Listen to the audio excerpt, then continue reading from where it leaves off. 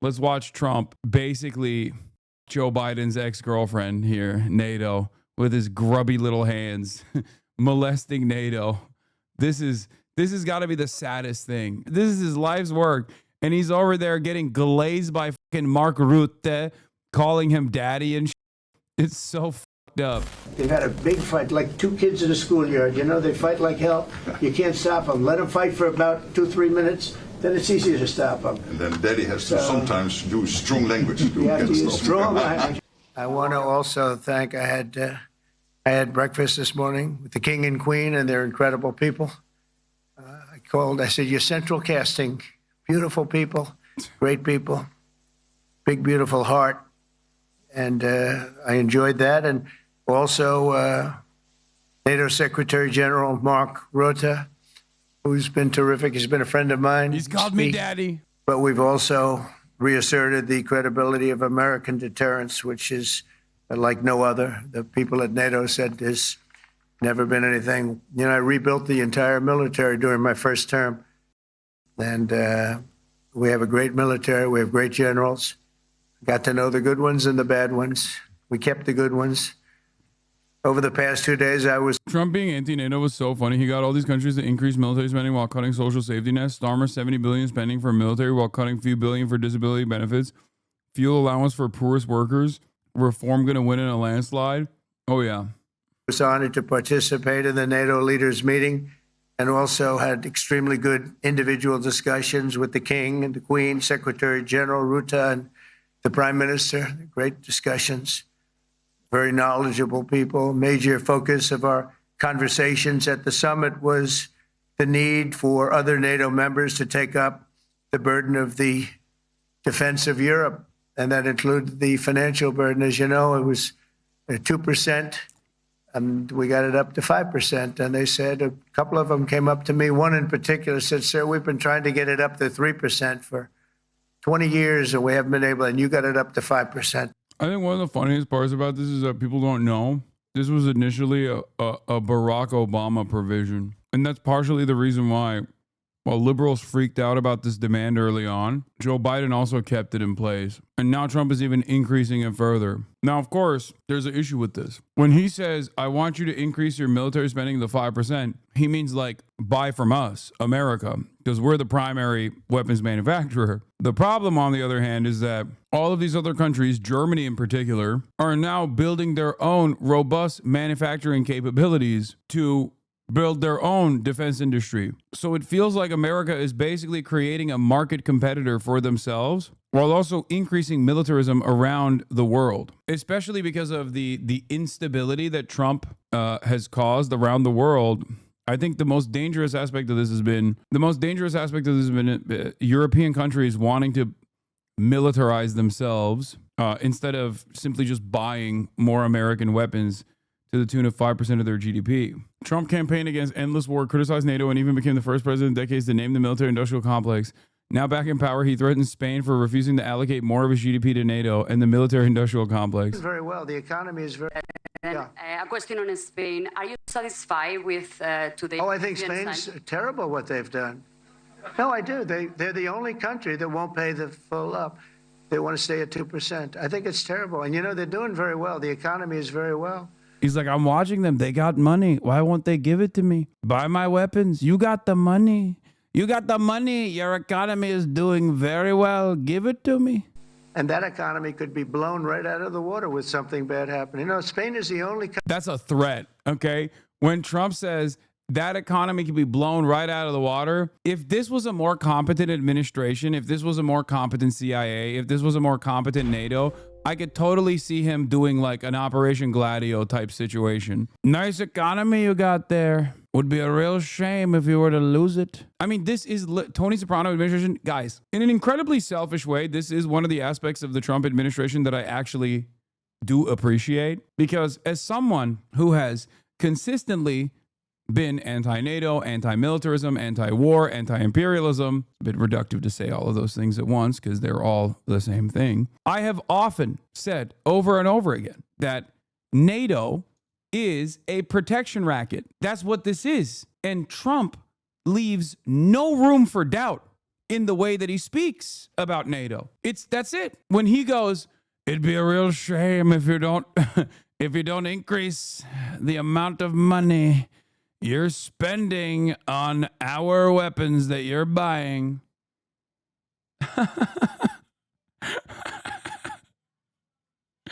Your worst take, in my opinion. At first, I was going to get mad, and then I saw the chatter's name, and, you know, that's a brave hero in the chat. You are allowed to have that name. You are allowed to have that opinion, Ryan. Ryan Ruthless. That's a real NATO head right there. That's Joe Brandon's strongest soldier right there. That's the one NATO AUKUS 5 eyes voter. Ryan Ruthless. Country that, are you from Spain? Yeah. Good, congratulations. You're the only country that is not paying. I don't know what the problem is. I think it's too bad. Like this right here, NATO is a protection racket. It is exactly the same thing that the mob does. This doesn't mean that there aren't other gangsters out there, the other organized crime elements out there. Russia is one of them, right? But a lot of people point to the largest organized crime unit and say, no, we have to be under the protective banner of this larger gangster because there's another group of gangsters out there, not realizing that you're still under a protection racket. That's all it is. At a certain point, America went to these countries in the aftermath of World War II and said, real nice economy you got there. We'll help you fix it up. Seems like it's been banged up. Banged up, I tell you. But there's gonna be a price. There's gonna be a price. One day, you're gonna have our troops stationed. You're gonna have our guy there. He's gonna protect you. Believe me, folks. He's gonna protect you. You don't want those other guys coming in and breaking your storefront again. And there were instances where people were like, no, I don't want to do this. Or there were places, there were countries where they were maybe not on board with this sort of thing. And do you know what happened in those countries? Explosions happened in those countries. Quite literally what Donald Trump is talking about here with Spain, what he's threatening, where he says, nice economy you got there. Be a real shame if there was instability. That's what he's talking about. If you don't have the interest, we'll find someone in your family who does. European leaders have been appealing to Donald Trump in the only language he understands, massaging his ego and offering money. The flattery has bordered on the obsequious at times, but that and the pledge to spend 5% of GDP on defence seems to have done the trick.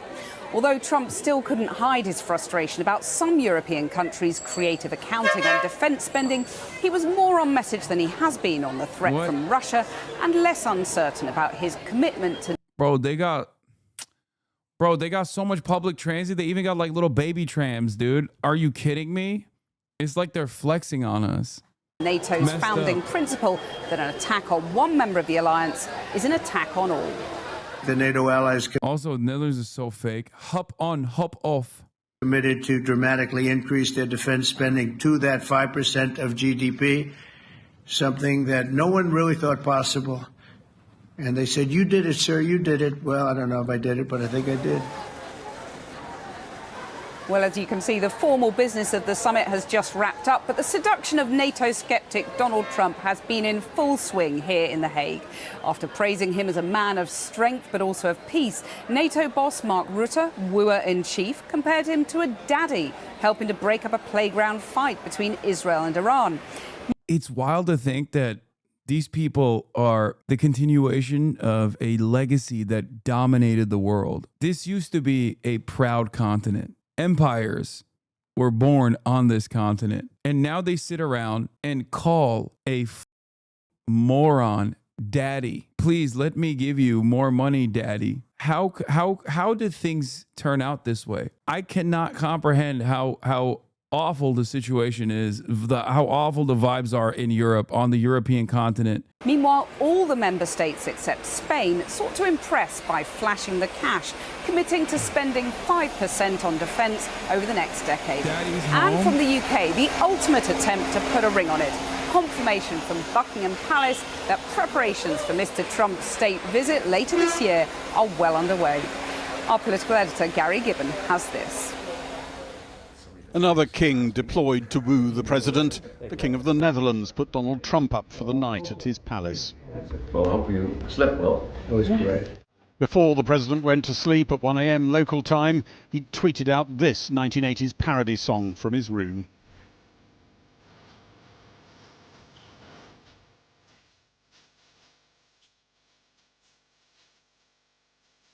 Everyone here wanted a moment with the president.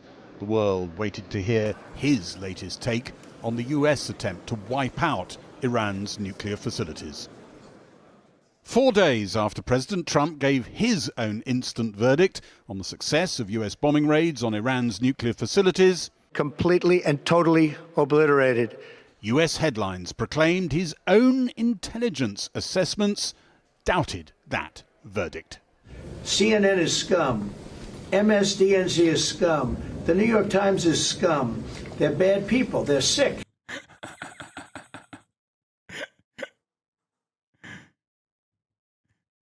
They're bad. They hurt the feelings of our big, beautiful bombers. How dare they? How dare they talk shit about our big, beautiful bombers? They bomb so good. They bomb Iran. Oh, the tiny chair. It's amazing. His team piled in, the denials not always compelling. When you actually look at the report, by the way, it was a top secret report, it was preliminary, it was low confidence, all right, so this is Oh my God, you got like dickheads like Pete Hegseth over there talking to.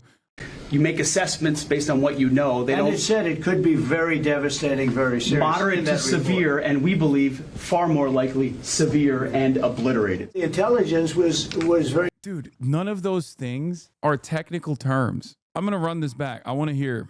What you know, they And don't it said it could be very devastating, very serious. moderate to severe, and we believe far more likely severe and obliterated. The intelligence was very inconclusive. The intelligence says we don't know. It could have been very severe. That's what the intelligence says. So I guess that's correct.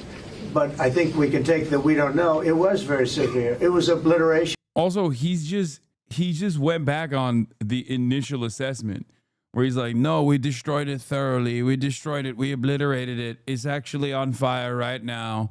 And then now he's like, well, maybe it was not obliterated. We don't know. The intelligence does not know.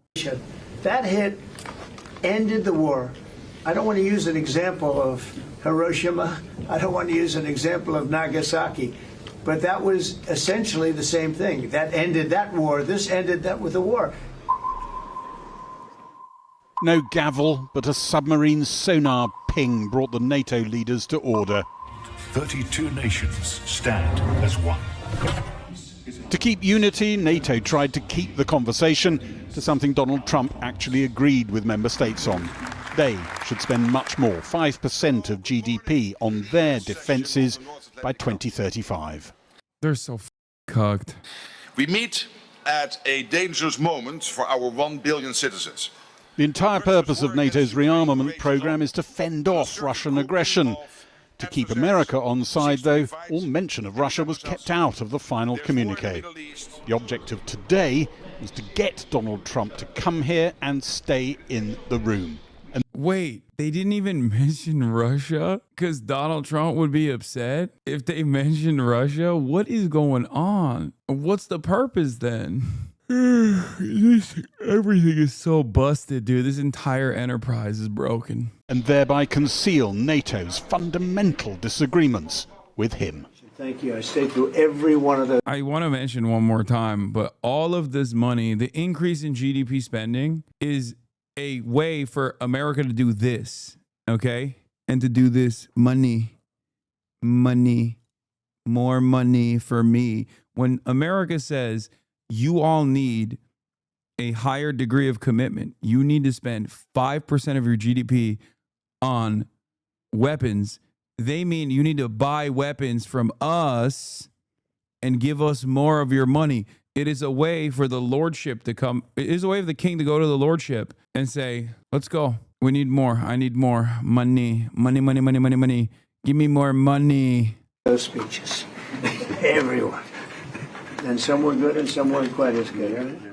After a meeting with President Zelensky, Donald Trump's language on Ukraine, for today at least, seemed to edge very slightly closer to the central NATO view. The chairman of the Joint Chiefs of Staff. General Kane. Yes, he has said that Mr. Putin has territorial ambitions beyond Ukraine. Do you view that in the same way? Possible. I mean, it's possible. I know one thing he'd like to settle. I consider him a I mean, you can't say no. You're at the NATO summit. That would kind of undermine the whole purpose of this entire franchise, don't you think? he can't say no to that here. Maybe back home he'd be like, no, because I've stopped him. He trusts me. Vladimir and we have a very close relationship. A person that's, I think, been misguided. I'm very surprised, actually. Where are you from? I'm from Ukraine. Oh, so my wow. question to you is whether or not the U.S. is ready to sell anti-air missile systems Patriot to Ukraine. We're going to see if we can make some available. You know, they're very hard to get. We need them. He's like, oh, well, it's too bad for you. We got to give him to Israel. Israel needs them. You know how they are. You know how crazy they get. And then you see the Iranian missiles. They hit very hard, very fast, faster than anyone's ever seen before. We need to give them to Israel. We need to now push harder on Ukraine. And I think that reflects the mood in the room, and that it's time for Putin to come to the table. And so that's been the subject not only of the discussions in the summit, but actually of many of the discussions over dinner last night and in the margins. There's scepticism about whether member countries really will get to 5% of GDP defence spend, 3.5% on core defence. Though only Spain openly wriggled out of the commitment, others sounded keen to follow. We will certainly also try to achieve our capability targets and, if possible, spend... Bro, you're like, what do you...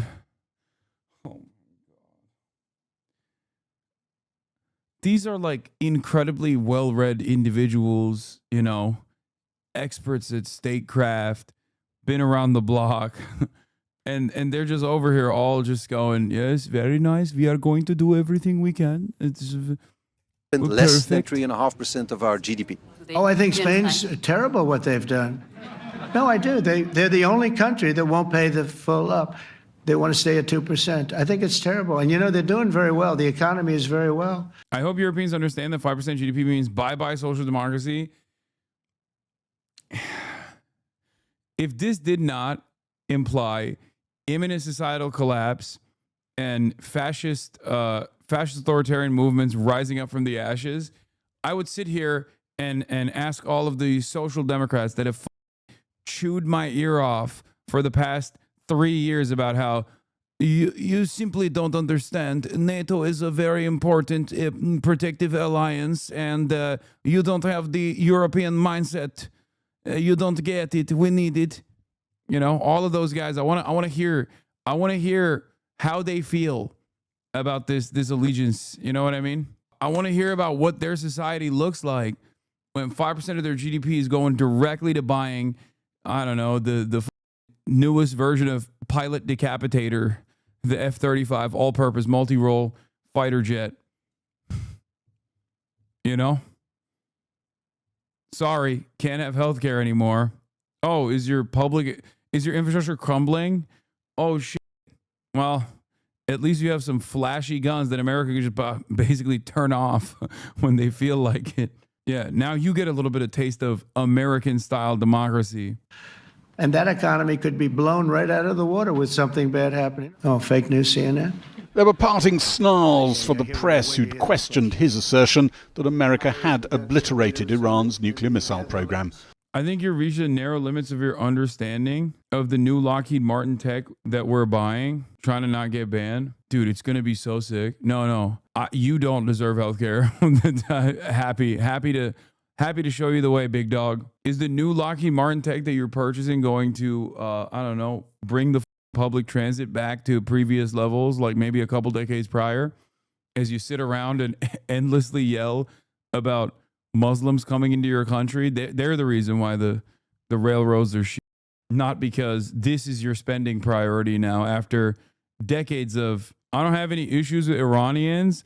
I have issues with their government funding global terrorism. Dog, what do you think this is? Look at the screen right now. It says NATO, leaders trade money for defense and flattery to win over Trump. What do you think this is? I'm from Belgium, and you're right, start to end. They already cut retirement fund and unemployment to help buy F-35 and useless missile system. No, you don't understand. You don't understand. Belgian chatter, you do not understand. Any moment now, Iran is going to launch ballistic missiles at you, at Belgium.